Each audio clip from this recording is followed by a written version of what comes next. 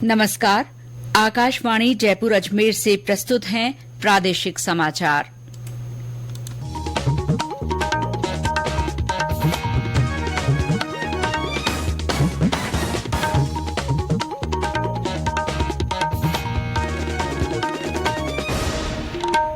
मुख्य समाचार। प्रधानमंत्री नरेंद्र मोदी ने कहा, सतत विकास और लोगों की खुशहाली के लिए सरकार प्रधानमंत्री सूर्य घर मुफ्त बिजली योजना शुरू कर रही है। राष्ट्रपति द्रौपदी मुर्मू प्रदेश के 2 दिन के दौरे पर जयपुर पहुंची। कल डूंगरपुर के बेणेश्वर धाम में लखपति दीदी सम्मेलन को संबोधित करेंगी। मुख्यमंत्री भजनलाल शर्मा ने विद्यार्थियों से आगे बढ़ने के लिए परिश्रम का आह्वान किया। और किसानों के आंदोलन को देखते हुए हनुमानगढ़, गंगानगर और अनूपगढ़ जिलों में इंटरनेट सेवाएं बंद, अन्य जिलों में भी विशेष सतर्कता।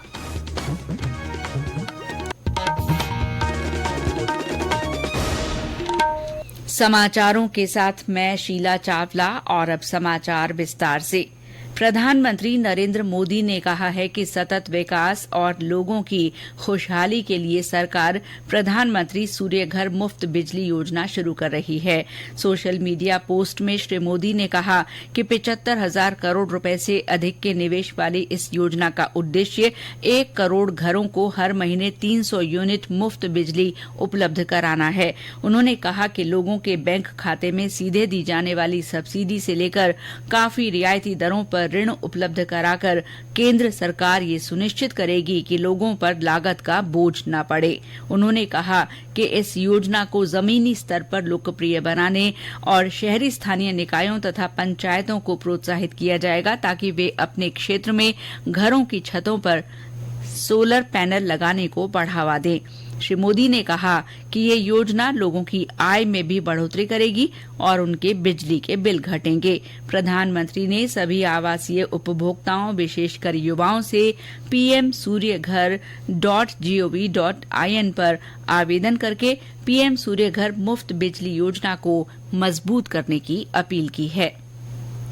राष्ट्रपति द्रौपदी मुर्मू आज से प्रदेश के 2 दिन के दौरे पर हैं। वे अब से कुछ देर पहले वायुसेना के विशेष विमान से जयपुर पहुंची। जयपुर हवाई अड्डे पर मुख्यमंत्री भजनलाल शर्मा ने राष्ट्रपति का स्वागत किया। राष्ट्रपति के आगमन के मद्देनजर राजधानी जयपुर में राजभवन से एयरपोर्ट तक के मार्ग पर यातायात में बदलाव किया गया। जयपुर में रात्रि विश्राम के बाद राष्ट्रपति का कल सुबह दौसा के मेहंदीपुर बालाजी जाने का कार्यक्रम है। वे कल डूंगरपुर के बेणेश्वर धाम में लखपति दीदी सम्मेलन में विभिन्न स्वयं सहायता समूहों से जुड़ी महिलाओं को संबोधित करेंगी। राष्ट्रपति राजीविका की महिला स्वयं सहायता समूह की महिलाओं की ओर से तैयार किए गए उत्पादों की स्टॉल्स का निरीक्षण करेंगी। वे महिलाओं को 250 करोड़ रुपए का ऋण और महिला निधि के तहत 50 करोड़ रुपए के चेक वितरित करेंगी। सम्मेलन में डूंगरपुर, बांसवाड़ा, प्रतापगढ़, सलूंबर और उदयपुर जिले की करीब 10,000 महिलाएं भाग लेंगी। इससे पहले राष्ट्रपति बेणेश्वर धाम के हरि मंदिर में दर्शन करेंगी।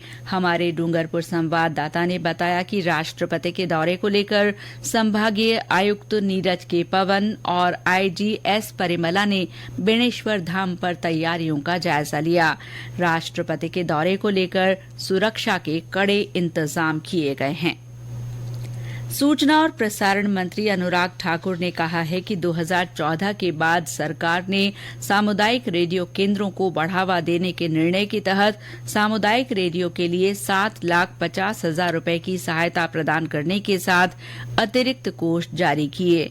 आज चेन्नई में दक्षिणी क्षेत्र के 2 दिन के सामुदायिक रेडियो सम्मेलन में श्री ठाकुर ने कहा कि स्थानीय भाषाओं में सामुदायिक रेडियो का काम करना सबका साथ सबका विकास के लिए महत्वपूर्ण है।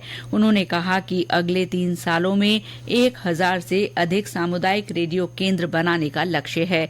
उन्होंने कहा कि नीति में परिवर्तन किया गया है ताकि एक लाइसेंस धारक 1 से अधिक रेडियो केंद्र स्थापित कर सके। उन्होंने कहा कि सरकार जन केंद्रित सामुदायिक रेडियो को प्रोत्साहन दे रही है। श्री ठाकुर ने इस सम्मेलन में मीडिया कर्मियों से विचार विमर्श करने का आग्रह किया।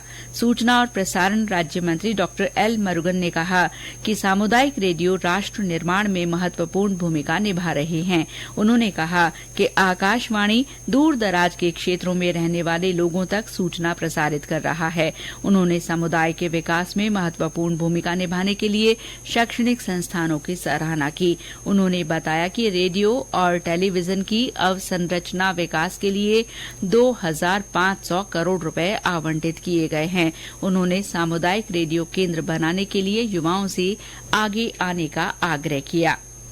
प्रदेश की पिछली सरकार के अंतिम 6 माह के निर्णयों की समीक्षा के लिए गठित मंत्रिमंडलीय समिति की आज दूसरी बैठक हुई। स्वास्थ्य मंत्री गजेंद्र सिंह खींवसर के संयोजन में मंत्रिमंडलीय समिति की ये बैठक सचिवालय में हुई। बैठक में श्री खींवसर के अलावा मंत्रिपरिषद के सदस्य सुमित गोदारा, जोगाराम पटेल और मंजू बाघमार भी शामिल हुए। बैठक के बाद मीडिया से बातचीत में श्री खींवसर ने बताया कि पिछली सरकार की ओर से अंतिम 6 माह में किए गए निर्णयों के बारे में संबंधित विभाग के मंत्री और सचिव से भी राय ली जाएगी, जिसके बाद अंतिम निर्णय किया जाएगा। गौरतलब है कि विधानसभा चुनाव के दौरान भाजपा की ओर से कांग्रेस सरकार पर चुनाव से ठीक पहले जारी की गई योजनाओं पर सवाल उठाए गए थे। ये समाचार आकाशवाणी जयपुर अजमेर से प्रसारित किए जा रहे हैं। मुख्यमंत्री भजनलाल शर्मा ने आज डीग जिले के कुमेर स्थित सकीतरा में महाराजा सूरजमल ब्रज विश्वविद्यालय में महाराजा सूरजमल की प्रतिमा का अनावरण किया। इस दौरान उन्होंने युवा संवाद कार्यक्रम को संबोधित किया। श्री शर्मा ने विद्यार्थियों से आगे बढ़ने के लिए परिश्रम करने का आह्वान करते हुए कहा कि ऊंचाइयां पाने के लिए सपने देखें और सपनों को पूरा करने के लिए मेहनत करें। उन्होंने कहा कि परिश्रम का कोई विकल्प नहीं होता है और परिश्रम के बल पर ही आगे बढ़ा जा सकता है। मुख्यमंत्री ने कहा कि राज्य सरकार प्रतिभाओं को तराशने का काम कर रही है। ये राजस्थान है, यहाँ का युवा हर क्षेत्र में आगे है और इसीलिए मैंने कहा है कि राजस्थान के अंदर हम प्रतिभा तलाशने का काम करेंगे, हर क्षेत्र में आगे बढ़े। इसके लिए हमने कहा कि 2028 के ओलंपिक और 2036 के ओलंपिक भी तैयारी हम आज से करेंगे। आज से ओलंपिक की तैयारी करते हुए हम हर खेल की व्यवस्था करते हुए एक आवश्यकता के हिसाब से हर संभाग में हम युवाओं के खेल के लिए विश्वविद्यालय की स्थापना करते हुए उसको आगे बढ़ाने का हम काम करेंगे। समारोह में उप मुख्यमंत्री प्रेमचंद बैरवा, गृह राज्य मंत्री जवाहर सिंह बेढ़म, विधायक बहादुर सिंह कोली, नौक्षम चौधरी और अन्य जनप्रतिनिधि मौजूद रहे। पंजाब हरियाणा से किसानों के दिल्ली कूच के मद्देनजर श्रीगंगानगर, अनूपगढ़ और हनुमानगढ़ जिले में आगामी आदेशों तक मोबाइल इंटरनेट प्रतिबंधित किया गया है। इन जिलों से लगती पंजाब और हरियाणा की सीमाओं को सील कर दिया गया है। हनुमानगढ़ जिले में संगरिया के रतनपुरा चौराहे पर भारी पुलिस जाब्ता तैनात किया गया है। साथ ही तलवाड़ा झील क्षेत्र में हरियाणा बॉर्डर पर सतर्कता बढ़ा दी गई है। श्रीगंगानगर से पंजाब हरियाणा जाने वाले मार्गों पर परिवहन सेवाएं बंद हैं। उधर झुंझुनू जिले में भी हरियाणा से लगती सीमा पर कड़ी सतर्कता बरती जा रही है। प्रदेश में चिकित्सा विभाग की ओर से स्वास्थ्य सेवाओं को सुदृढ़ करने के लिए अस्पतालों का नियमित निरीक्षण शुरू किया गया है। इसी क्रम में आज बूंदी में सीएमएचओ डॉक्टर ओपी सामर ने सीएचसी कापरेन और डेई खेड़ा का निरीक्षण किया। निरीक्षण के दौरान चिकित्सा संस्थान में पदस्थापित कार्मिकों की समय पर उपस्थिति, दवाइयों और जांचों की उपलब्धता, मरीजों को दी जाने वाली सेवाएं और अन्य व्यवस्थाएं जांची गईं। सीएचसी कापरेन के निरीक्षण के दौरान पाई गई कमियों को सुधारने के लिए प्रभारी को आवश्यक निर्देश दिए गए। उधर सवाईमाधोपुर जिला कलेक्टर डॉक्टर खुशहाल यादव ने आज कुंडेरा सामुदायिक स्वास्थ्य केंद्र का औचक निरीक्षण किया। इस मौके पर उन्होंने सीएचसी को साफ सुथरा रखने और रोगियों को बेहतर चिकित्सा सुविधाएं मुहैया कराने के निर्देश दिए। नगर परिषद गंगानगर का वर्ष 2024-25 का 311 करोड़ रुपए का बजट आज पारित किया गया। बजट में नगर परिषद का नया भवन बनाने के लिए 10 करोड़ रुपए का प्रस्ताव किया गया है। परिषद की ओर से आगामी वित्त वर्ष में 109 करोड़ रुपए की लागत से अमृत योजना के कार्य करवाए जाएंगे। भरतपुर आज अपना 291वां स्थापना दिवस मना रहा है। हमारे संवाददाता ने बताया कि इस मौके पर 2 दिन तक विभिन्न कार्यक्रम आयोजित किए जा रहे हैं। भरतपुर के स्थापना दिवस समारोह का आज पुष्पांजलि कार्यक्रम के साथ आगाज हुआ। किला स्थित किशोरी महल एवं महाराजा सूरजमल चौराहे पर भरतपुर के संस्थापक महाराजा सूरजमल की प्रतिमा पर पुष्पांजलि का कार्यक्रम आयोजित किया गया। कार्यक्रम की श्रृंखला में महाराजा सूरजमल को लेकर संगोष्ठी का भी आयोजन हुआ। इसके साथ ही जिला कुश्ती संघ की ओर से महाराजा सूरजमल की याद में महाराजा सूरजमल केसरी दंगल का आयोजन किया गया, जिसमें भरतपुर के अलावा अन्य जिलों तथा उत्तर प्रदेश, मध्य प्रदेश के पहलवानों ने भाग लेकर अपने दांव पेच दिखाए। कार्यक्रमों की श्रृंखला में कल किला स्थित गायत्री शक्ति पीठ से कलश यात्रा निकाली जाएगी और जन महायज्ञ का आयोजन होगा। शिव कुमार वशिष्ठ, आकाशवाणी समाचार, भरतपुर। और अब मौसम। राज्य में ज्यादातर स्थानों पर तापमान में उतार चढ़ाव का दौर जारी है। आज कई स्थानों पर बादल छाए रहे। बीकानेर और उदयपुर संभागों में कुछ जगह बूंदाबांदी हुई। सीकर के फतेहपुर में आज न्यूनतम तापमान 5.8 डिग्री सेल्सियस रिकॉर्ड किया गया।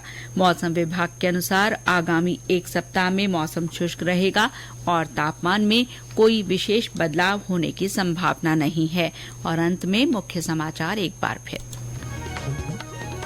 प्रधानमंत्री नरेंद्र मोदी ने कहा है कि सतत विकास और लोगों की खुशहाली के लिए सरकार प्रधानमंत्री सूर्य घर मुफ्त बिजली योजना शुरू कर रही है। राष्ट्रपति द्रौपदी मुर्मू प्रदेश के 2 दिन के दौरे पर अब से कुछ देर पहले जयपुर पहुंची। वे कल डूंगरपुर के बेणेश्वर धाम में लखपति दीदी सम्मेलन को संबोधित करेंगी। मुख्यमंत्री भजनलाल शर्मा ने विद्यार्थियों से आगे बढ़ने के लिए परिश्रम करने का आह्वान किया है। और किसानों के आंदोलन को देखते हुए हनुमानगढ़, गंगानगर और अनूपगढ़ में इंटरनेट सेवाएं बंद कर दी गई हैं। अन्य जिलों में भी विशेष सतर्कता बरती जा रही है। इसके साथ ही प्रादेशिक समाचार बुलेटिन समाप्त हुआ। नमस्कार।